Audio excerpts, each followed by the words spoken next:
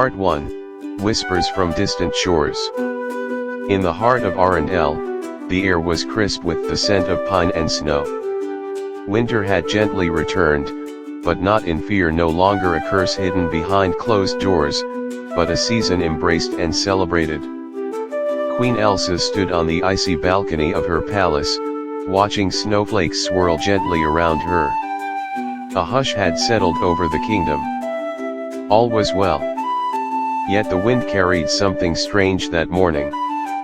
A warm breeze, foreign to the northern fjords, brushed against Elsa's cheek. Startled, she turned toward the horizon. It felt inviting. Down on the shoreline, something glistened. Elsa approached, boots crunching over the snow-dusted stones. There, cradled in a swirl of foam, lay a shimmering shell glowing faintly with green light. She bent down to pick it up. The moment her fingers touched it, a rush of images flooded her mind: waves, stars, a girl on a boat, and a glowing heart held to the sky. Then, silence. In the South Pacific, on the sun-soaked island of Motunui, Moana was helping build a new outrigger canoe. The breeze carried the smell of salt and grilled taro, and the village hummed with life. Children ran through coconut groves, elders sang stories of the stars, and Moana, now the island's chief, stood proudly among them. Suddenly, the ocean stilled. From the waves lapped a fragment of ice, clear and radiant.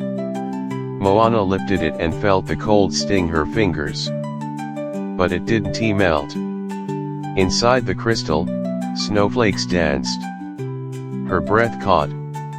"The ocean is calling you again, isn't it?" said Ahtohallan's spirit, appearing as a stingray before her. Moana nodded. "And someone else is waiting." Part 2, The Crossing. Moana packed for the journey with practiced hands.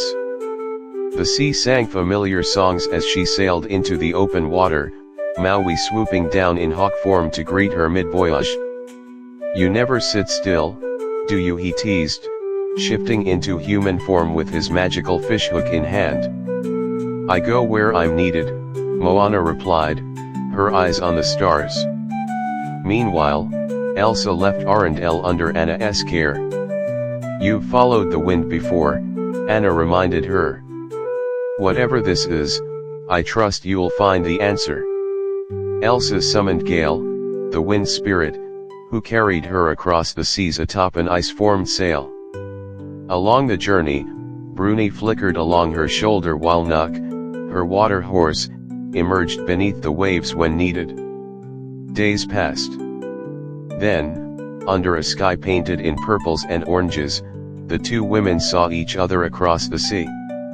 Moana steered her canoe closer, and Elsa stood atop a platform of ice rising from the water. They studied one another. "You're real," said Moana. "So are you," Elsa said. The ocean surged between them, joyous, greeting them both. Part 3, Of Fire and Ice, Land and Sea. Elsa stepped onto Moana's canoe, the platform beneath her dissolving into mist. Together, they sailed to Motunui. Elsa marveled at the lush greens, the laughter of the people, the drumming and dancing. She touched a palm frond and watched it frost beneath her fingers before gently releasing it. Children giggled. Moana smiled. She introduced Elsa to her people, who welcomed the strange white-haired visitor with warmth. "She speaks with the wind," Moana told them. "Like our ancestors did." That night, they sat by the fire, sharing tales. Moana spoke of her journey to restore the heart of Te Fiti, of facing Te Ka, and of learning to trust her inner voice. "I used to think I needed permission to lead," she said. "But the ocean told me otherwise." Elsa listened quietly. "I was afraid of my power," she confessed. "Afraid I would harm the ones I love. But now, I see it's a part of me. like the snowflakes in a storm. The next morning, they left for the north, following a trail only they could sense. Elsa brought Moana to the edge of the enchanted forest, where the air shimmered with magic. The guardians welcomed them, Bruni, Nuck, Gale, and even the mighty earth giants. Moana stood on the edge of a frozen lake, amazed. "Your world is so quiet, so still." Elsa raised her hand, shaping sculptures in the air, a glowing map of stars, oceans, and snow. "But it speaks if you listen." Part 4, The Storm Awakens. As the friends shared their worlds, the elements stirred restlessly. Storm clouds began to form over the sea and mountain alike.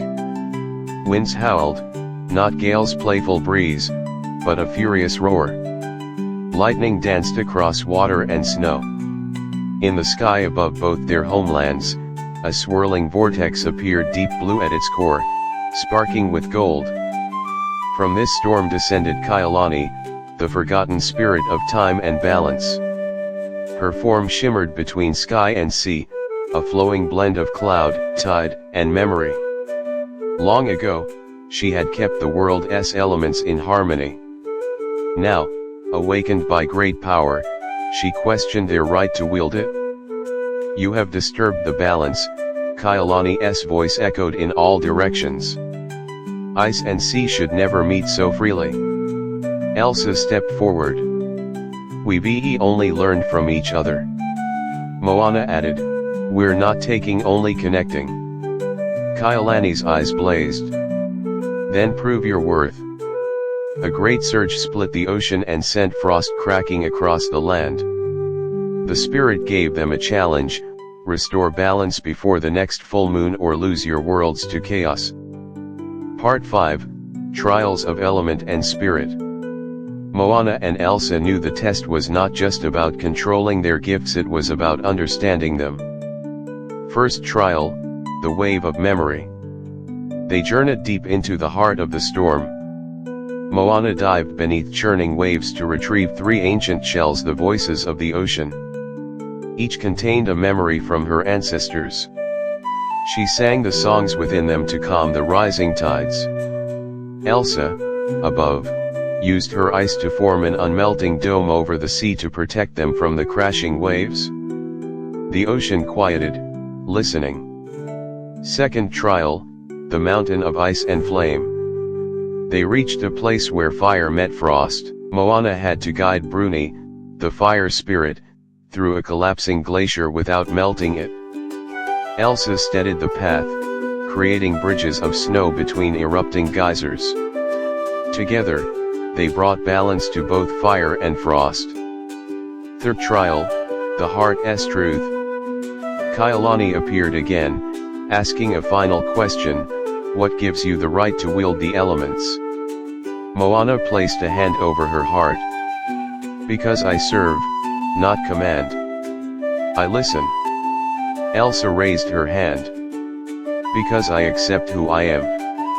My power is not to control but to protect. Kailani studied them, then smiled. Part 6, the peace restored. The storm faded. Light returned. Kailani dissolved into stars and mist, whispering, "You are the bridge. Ice and sea may walk together." Elsa and Moana watched the storm's remains dissolve into the sky. The ocean gleamed. Snow gently fell on tropical shores for the first time, harmless, beautiful, a soft dusting of wonder. As they returned to Motunui, Moana laughed, catching a snowflake on her tongue. Elsa smiled, watching children chase the delicate frost. Moana gifted Elsa a carved conch shell, enchanted with her voice, so she would always hear the sea's song. Elsa gave Moana a snow globe, its swirling flakes forming dancing shapes and symbols of their journey. Part 7, Farewell and New Horizons. The time to part came quickly. They stood on the beach, the tide lapping gently at their feet. "Will you ever come back?" Moana asked. Whenever the ocean calls, Elsa answered. Or when the wind changes. Moana nodded. Then I'll be waiting. They embraced, not as queens or chiefs, but as kindred spirits. Sisters of the elements. Elsa rode Nuck into the sea, fading into mist and memory. Moana raised her sail once more, knowing that beyond the horizon, new adventures waited. But for now, their world's ice and ocean were in balance.